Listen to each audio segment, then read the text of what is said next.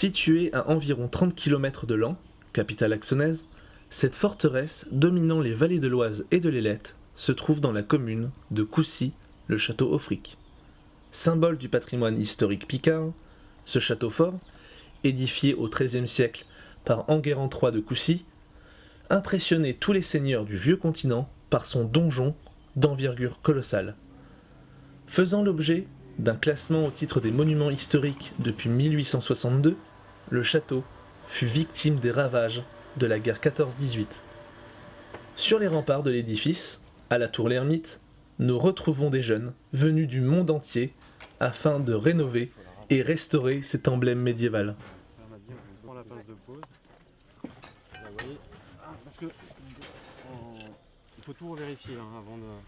Donc il y a deux activités, les chantiers de bénévoles, restauration, dans beaucoup de domaines, la taille de pierre, la forge, l'archéologie, la sculpture, sculpture, modelage, mosaïque, charpente, menuiserie, cuisine, art de vivre à l'époque médiévale, la coutellerie, on a beaucoup d'activités.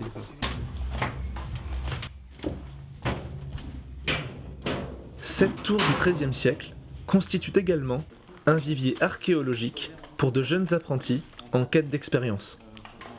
C'est une tour XIIIe siècle, donc c'est construit en même temps que toute l'enceinte et le château par Enguerrand III de Coucy.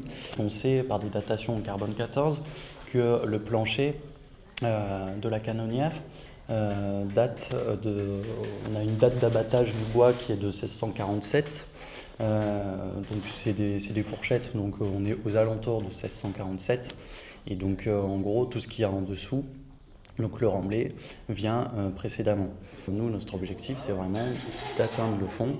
Et donc vu que c'est l'archéologie, on a une méthodologie assez rigoureuse, c'est-à-dire qu'on descend quelques portions, on décrit, on prend en photo, on dessine, et on essaye de comprendre tous les phasages de remblaiement, savoir s'ils sont naturels, s'ils sont anthropiques, si on a affaire à des niveaux de démolition ou pas.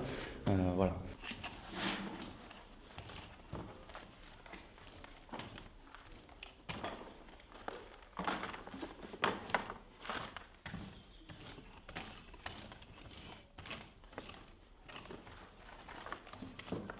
C'est mon premier chantier avec des bénévoles.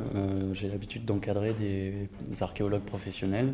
Donc là, c'est vraiment une bonne surprise d'encadrer des bénévoles. On s'aperçoit que c'est bien souvent plus facile à leur faire comprendre ce qu'on veut plutôt qu'à des professionnels.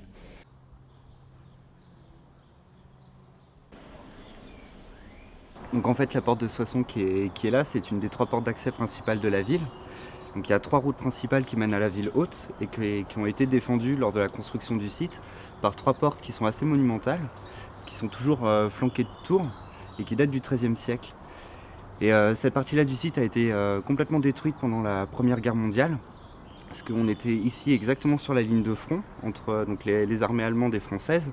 L'association, il y a 3-4 ans, a décidé de faire quelques travaux pour restituer les 3 arches qui formaient la porte de Soissons qui est ici. Il reste une partie du mur qui est sur le côté, qui est toujours en mauvais état.